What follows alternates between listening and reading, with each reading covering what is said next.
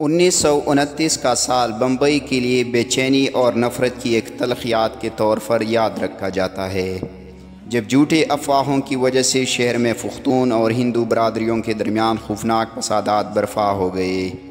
اس واقعے نے نہ صرف بے شمار جانوں کو نقصان پہنچایا بلکہ ہندو اور پختون برادریوں کے درمیان نفرت اور بداعتمادی کو بھی ہوا دی۔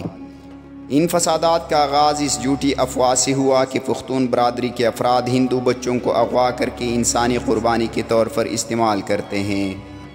اس بے بنیاد الزام کے بعد ہندو برادری میں غصے اور خوف کی لہر دوڑ گئی اور انہوں نے پختونوں کے خلاف تشدد کا راستہ اختیار کیا۔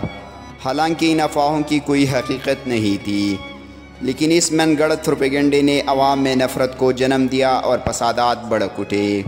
فسادات کے دوران ہندو اور پختون برادری کے لوگوں کے درمیان شدید جھڑپیں ہوئی۔ ان جھڑپوں میں نہ صرف لاٹھیاں، چاقو اور تلواریں استعمال ہوئی بلکہ بڑی تعداد میں ہتھیار ضبط کیے گئے۔ برطانوی حکومت نے امن و امان قائم کرنے کے لیے سخت اقدامات کیے اور دونوں برادریوں سے ہتھیار جمع کیے۔ ان ہتھیاروں میں مختلف اقسام کے آتشی ہتھیار، نیزے، چریا اور دیگر تیزدار چیزیں شامل تھیں۔ ان ہتھیاروں کو بطور ثبوت رکھا گیا اور فساد کے مرتکب افراد کے خلاف قانونی کارروائی کی گئی۔ پختون برادری نے ان الزامات کی سختی سے تردید کی اور برطانوی حکام سے اپیل کی کہ ان کے خلاف پھیلائی جانے والی افواہوں کی حقیقت کو عوام کے سامنے لایا جائے۔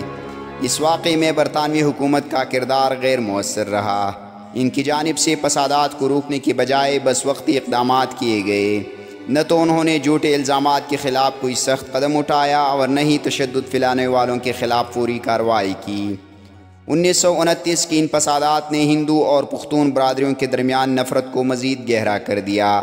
ان واقعات نے دونوں برادریوں کے تعلقات کو بری طرح متاثر کیا اور فرقہ وارانہ ہم آہنگی کو نقصان پہنچایا۔ اس واقعے کے بعد دونوں برادریوں میں اعتماد کی کمی اور خوف کی فضا مزید گہری ہو گئی، جس کے اثرات آج تک تاریخ کا حصہ ہیں۔